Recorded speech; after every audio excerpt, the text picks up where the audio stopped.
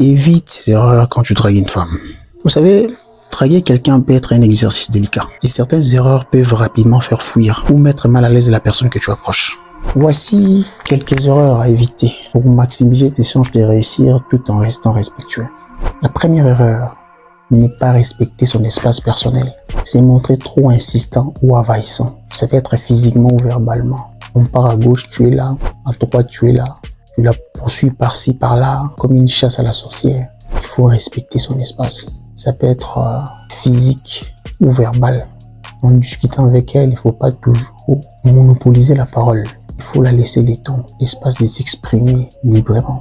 Mais aussi, ne pas capter des signaux et des intérêts. Il faut toujours rester aux aguets, rester éveillé. Parce que quand on ne vous apprécie pas, vous le comprenez, vous le sentez. De par son regard, vous sentez qu'il n'y a pas cette fluidité. Parfois, elle détourne le regard, des réponses courtes. Parfois, elle recule. Ce sont des signes annonciateurs. Il faut toujours prendre en compte. Deuxième erreur, parler uniquement de toi. Éviter de monopoliser la conversation ou de te mettre en avant d'une manière excessive. En tout cas, tu n'es pas dans un entretien d'embauche où on te demande de parler de toi, de ton curriculum vitae, de ton parcours, de tout quoi là. Il faut la laisser du temps, poser des questions. Hein? En fait, ne parle pas trop de vous, parle beaucoup plus d'elle. Pose-la des questions sur elle pour découvrir qui elle est. Si elle vous pose aussi des questions en retour, répondez, mais d'une manière propre, clean, tout en gardant le mystère. Laisse-la le temps de s'exprimer librement. Ne monopolisez pas la parole. Montrez de l'intérêt en lui posant des questions proprement. Hein? Ça ne doit pas aussi donner l'impression que c'est une interrogatoire. Troisième erreur, jouer un rôle ou mentir. Prétendre être quelqu'un d'autre pour l'impressionner est contre-productif. Soyez vous-même. Soyez à l'aise dans votre peau. Montrez qui vous êtes. Ne cherchez pas à trop apparaître. C'est contre-productif. Surtout si vous voulez bâtir quelque chose de solide, quelque chose de propre, quelque chose de long terme. Parce que l'authenticité et la confiance en soi sont bien plus attirants. Ça émet une bonne vibe, une bonne image. Ça reflète une bonne personnalité. N'allez pas voler la voiture d'autrui pour paraître et tout ça. Non, c'est pas bien. Surtout si vous voulez construire une relation à long terme, une relation vraie. Bon. Mais si c'est pour mon pain, bon. Là, c'est autre chose. Mais bon. Là, ça sera le sujet d'une autre vidéo. Quatrième erreur, ne pas écouter activement. Parce que draguer, c'est aussi savoir écouter et rebondir sur ce qu'elle dit. Vous l'écoutez d'abord et puis vous rebondissez sur ce qu'elle dit. Par exemple, si elle vous dit « je fais la médecine à l'université », tout ça là. Ah, la médecine, d'ailleurs, j'ai une cousine qui fait aussi la médecine. Voilà. Vous rebondissez sur ce qu'elle dit pour continuer la discussion. Et ainsi de suite. C'est en fait cet enchaînement-là. Vous ne devez pas monopoliser la parole pour parler de vous du début à la fin. Rebondissez sur ses propos. En fait, il faut la laisser se dévoiler.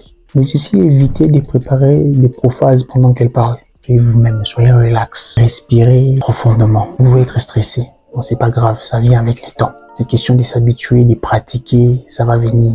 L'écoute active est importante. Il ne faut pas interrompre. Quand elle parle, non, voilà, je fais ceci. D'ailleurs, j'ai investi dans ceci. J'ai étudié ici. Je la laisse le temps de se dévoiler, de se défouler. Et à la fin de son narratif, vous prendrez quelques éléments qui vous intéressera et puis vous rebondissez sur ses propos pour continuer la discussion. Elle se sentira à l'aise. Cinquième erreur, être négatif ou se plaindre. Ça peut être critiquer les autres ou te plaindre, la vie donne une mauvaise image. Soyez au contrôle. Ne critiquez pas les autres. Ah, un tel d'ailleurs a fait ça. Qu'est-ce qu'il a d'important? Ah, le monsieur là, il a gagné dans la magouille. Je ne fais que critiquer les gens, vilipender, vilifier. C'est une erreur grave. Parle-moi un peu de toi. Comment va ton ex? Tu commences à jeter de l'opprobre, de la crasse. Oh, d'ailleurs, elle m'a laissé tomber. Elle a failli me suicider. Ça reflète une très mauvaise image. Au contraire, restez positif et ouvert. Si elle vous a fait du mal, ça fait partie de l'expérience de la vie. Vous n'avez pas toujours à ressasser les mauvais côtés des gens. Au contraire, vous pouvez parler de vos ex, mais en bien. Sixième erreur. Oubliez les langages non verbaux.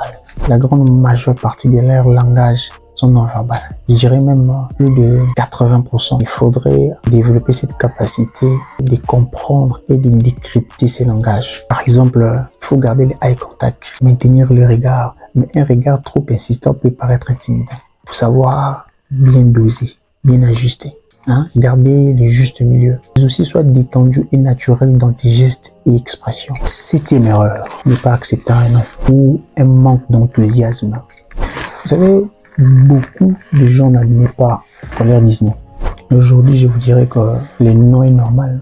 Tu ne seras jamais accepté par tout le monde. C'est impossible. Certes, quand tu évolues, tu progresses, tu atteins des niveaux un peu plus élevés. Tu auras plus de champs, plus de possibilités, plus de probabilités. Vous réduirez probablement la marge des non. Mais il y en aura toujours. Sur ces, s'il n'est pas réceptif, n'insistez pas. Les harcèlements n'est jamais une option. Soyez à l'aise avec le non. Raison pour laquelle il faut savoir partir avec élégance. Montre du respect et la maturité. Quand elle dit non, tu lui dis ah merci beaucoup, hein, ça a été un réel plaisir. Ok, à la prochaine, au revoir. Parce que dans d'autres cas, elle te dit non pour que tu la cours après. Elle veut simplement que tu fasses ça. Quand tu dis ah merci beaucoup, ça a été une discussion très fructueuse. À la prochaine, bonne journée. Tu vois, ça fait. Parce qu'elles sont habituées à des harceleurs, des gens qui insistent par-ci, par-là. Si vous êtes arrivé là, écrivez-nous 1 sur 1. Parce que les gens comme vous le savez, il n'y a pas d'eux. Et on n'aura jamais. Ils sortent.